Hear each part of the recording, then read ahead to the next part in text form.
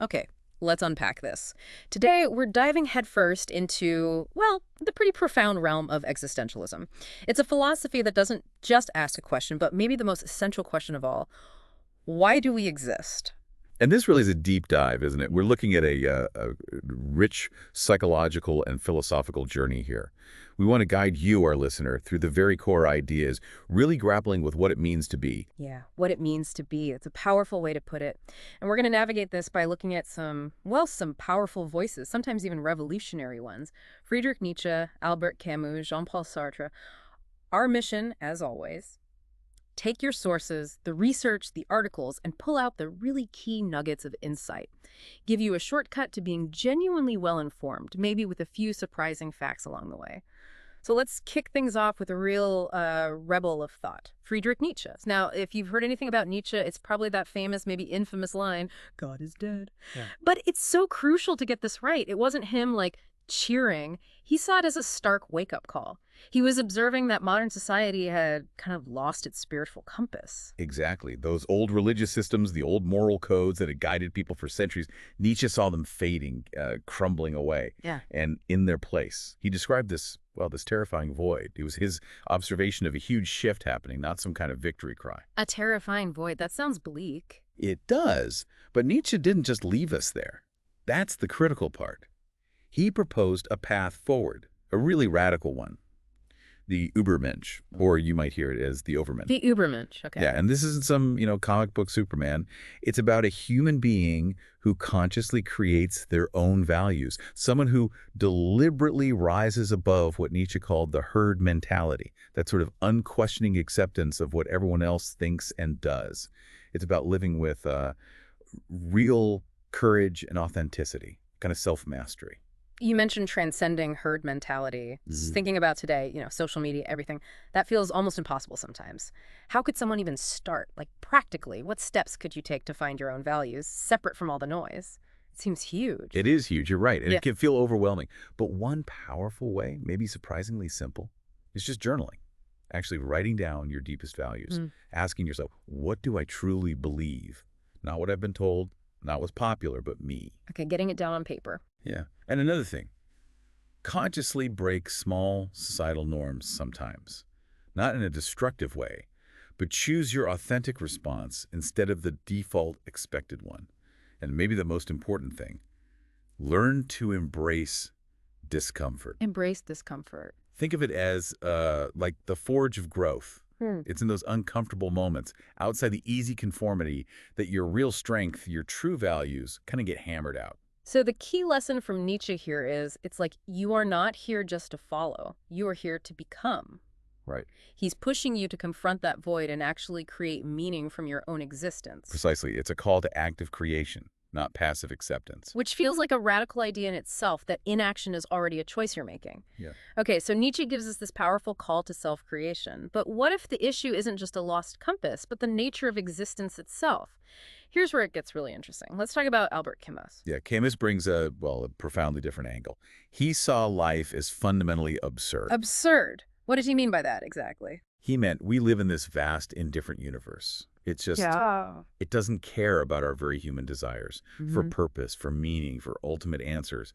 He famously said, there is only one really serious philosophical problem: suicide. Whoa, that's heavy. It is. But he wasn't advocating for it, not at all. For Camus, the point was, how do you live when you're faced with this profound lack of inherent meaning? That was the ultimate question. Okay, so faced with meaninglessness. But he doesn't give in to despair, right? Because he gives us Sisyphus. That image is so powerful. The guy from mythology condemned to roll a huge boulder up a hill forever just for it to roll back down again. It's the definition of a pointless task, repeated endlessly. Well, ultimate symbol of futility, yeah. Yet Camus tells us to imagine Sisyphus happy. Oh, that feels so counterintuitive. That's the genius of it, isn't it? Why happy? Because Sisyphus accepts the absurd nature of his reality. He knows the rock's going to roll down, he has no illusions, but he chooses to live anyway. He finds his defiance, his meaning, in the act of consciousness itself, in the struggle, just putting one foot in front of the other, pushing that rock, fully aware. He finds joy in the process, not hoping for some different outcome. Okay, so the happiness isn't despite the struggle, it's in the conscious rebellion against the absurdity of it all. Exactly. It compels us you, to ask, can you find meaning in the struggle itself, even without a final reward? So the key lesson from Camus for you listening is maybe. Even if life offers no ultimate built-in meaning, we can still live it. We can live it with passion, with creativity, with rebellion. It's a defiant yes to life. That's a great way to put it. A defiant yes. And practically for you, this means accepting that life might never give you those final neat answers. And here's the liberating part. That's okay. That's okay. Yeah. Instead of chasing some grand external meaning that might not exist, find joy in the process. Don't seek meaning, make meaning. A simple way to practice this. Maybe do one activity each day purely for the experience itself, not for what it achieves. Like what? Could be anything. Making your coffee slowly, really tasting it, going for a walk, just to notice things.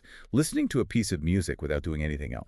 Just being present in that moment, finding value in the experience, not the result. Okay. So Camus shows us defiance through passion. But what about the sheer weight of choice in all this? If there's no script, what does that imply? Let's bring in Jean-Paul Sartre. Sartre hits us with what feels like, well, maybe a terrifying truth, but also maybe an empowering one. He says, we are free, radically free. Radically free. Yeah.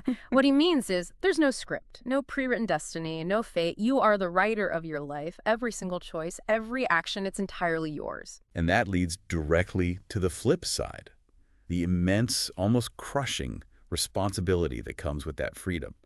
Sartre observed that most people, maybe understandably, they run from this responsibility. How do they run from it? They fall into what he termed bad faith. Bad faith. Okay. Which is essentially pretending you're not free, pretending you're a victim of circumstances, hiding behind roles, I'm a parent so I have to, or it's my job I must, or societal expectations, or simply saying I can't, when actually you could choose differently, even if it's hard. It's a kind of self-deception. That idea of bad faith is really potent. Can you give maybe a more concrete, everyday example, something people might do without even realizing it? Sure.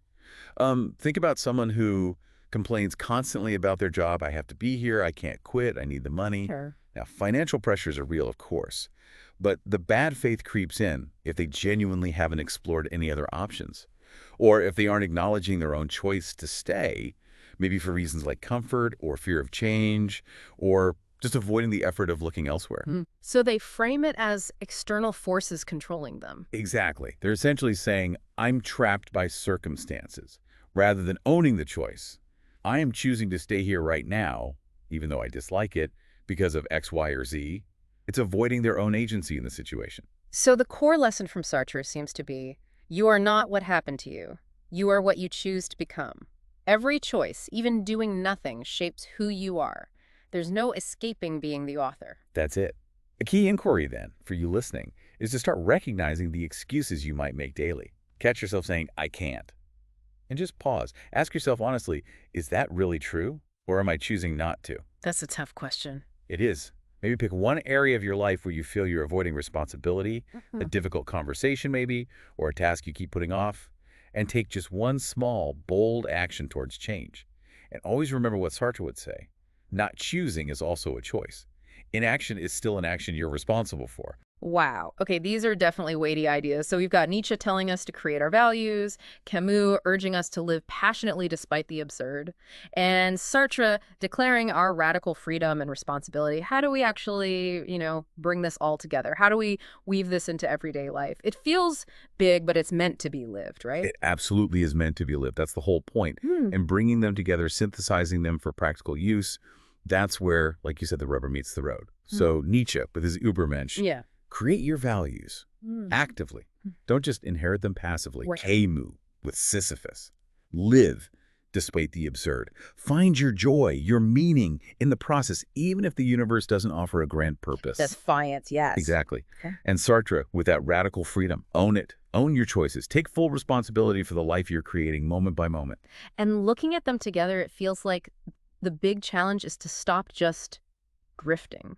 Existentialism isn't just some dusty philosophy for academics. It feels like a direct call to action for you right now. It truly is. It's a call to wake up and live deliberately. And to make that more concrete for you, maybe consider some simple daily integration rituals. Okay, like what?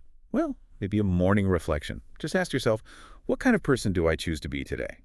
Set an intention based on your values. Then maybe a quick midday check-in. Pause for a moment and ask, Am I acting from my authentic self right now, or from fear, or from habit? Then perhaps some evening journaling. Reflect briefly. Did I live according to my chosen values today? Where did I exercise my freedom? Where did I fall into bad faith? Hmm. Small moments of conscious checking in throughout the day. Exactly. These small, consistent moments of introspection can build up. They can create a profoundly self-aware, intentionally lived life. This has been, well, a really illuminating deep dive, thank you. It feels like the core takeaway isn't despair at all, is it? Existentialism, maybe surprisingly, is about power. Your power. Yeah, I think so. It's not really about handing you neat answers. It's more about asking you the deep questions that can wake up your soul, make you truly conscious of your life. It always comes back to you, the individual, grappling with these big questions in your own existence. Which leaves us perhaps with a final provocative thought for you to mull over, something to explore on your own time. Okay, let's hear it. Simply this. What does your freedom truly mean to you? How will you choose to use it? What does your freedom mean to you? Wow, an incredible question to sit with. Until our next deep dive, stay conscious, stay curious, and keep questioning.